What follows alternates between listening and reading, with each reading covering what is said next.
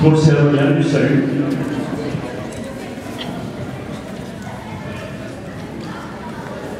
Tout le monde salue le maître et on salue le professeur. On passe à la deuxième date. Une très belle évolution.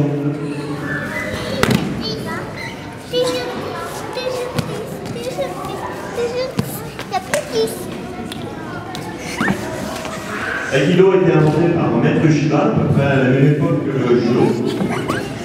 Maître Shiba il y a une école qui s'appelle Taito Ryu.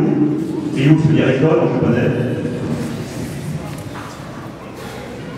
Et il a également dessin ces techniques de Taito Ryu par différentes techniques samouraï, de Jujutsu, tout simplement, en provenance de l'Aiki-Jujutsu en particulier. Et il a amélioré cette technique dans des voyages en Chine pour finalement aboutir à l'Aikido d'aujourd'hui.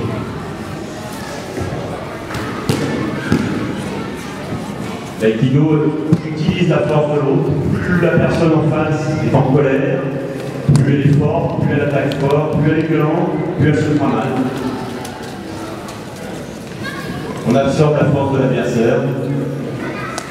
Et après, par différentes techniques d'immobilisation, de travail sur les articulations, de projection, d'immobilisation. Applaudissez. C'est beaucoup de travail.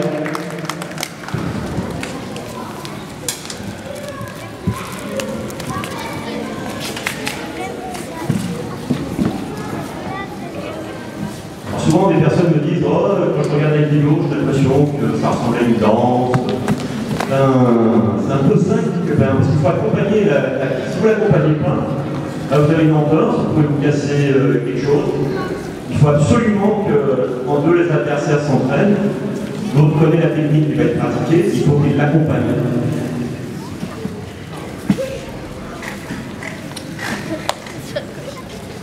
Donc il y a une harmonie. C'est un combat harmonieux entre deux adversaires qui se connaissent, qui pratiquent le même art et qui s'entraînent. Mais pour ne pas se faire mal, il faut absolument accompagner les deux.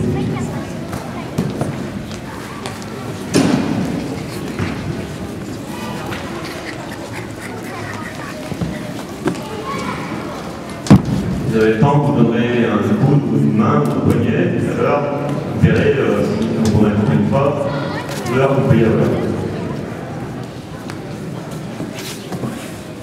Donc vous voyez, il travaille à genoux, tout simplement parce que ces techniques-là étaient enseignées, les samouraïs au Japon, on voit beaucoup de thé et on mange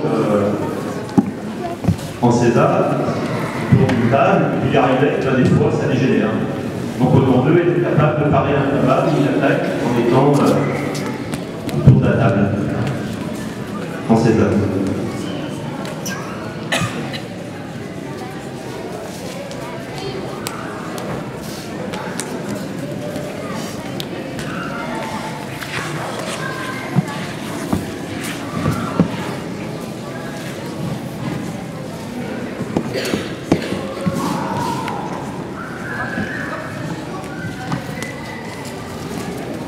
Donc là, il travaille avec un sabre en bois, donc la boquette.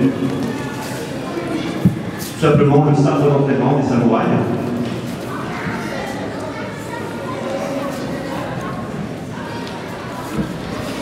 C'est un sabre en bois très très dur, et si vous en prenez un coup sur la tête, vous n'avez pas envie de recommencer.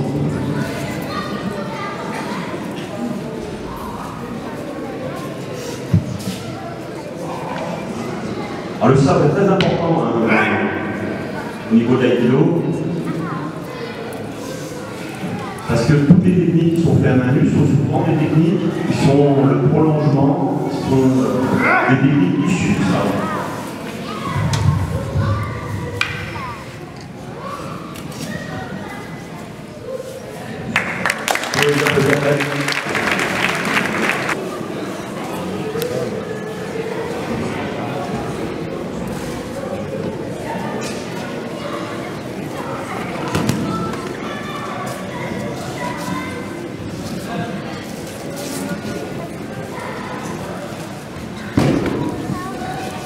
Donc les élèves que vous voyez qui n'ont pas d'akama vont bientôt le porter parce qu'ils ont leur quatrième cours soit en préparation, soit ils l'ont.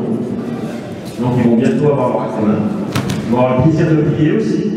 Le cérémonial, ça ne se plie pas, ça ne se met pas enroulé dans le sac. Ça se plie de façon très méticuleuse. Ça s'apprend.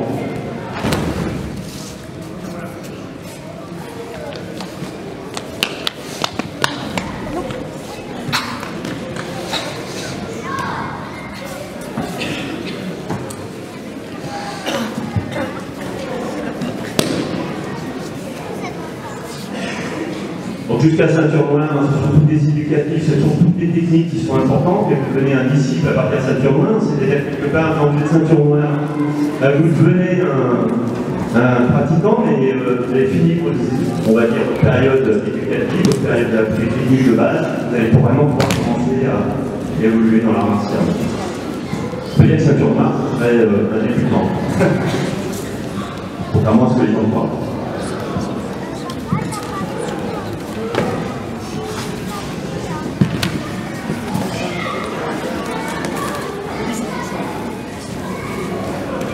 Alors, la fédération et la fédération d'aïkido en France sont deux belles fédérations, il y a beaucoup de licenciés.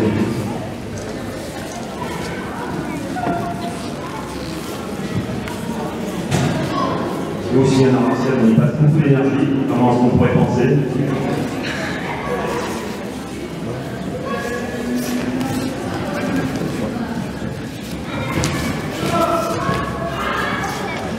Là, c'est ce qu'on appelle un randori, c'est-à-dire plusieurs adversaires.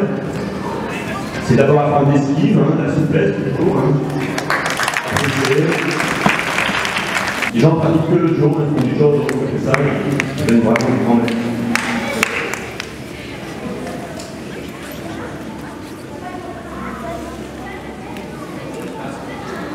Applaudissez-les maintenant.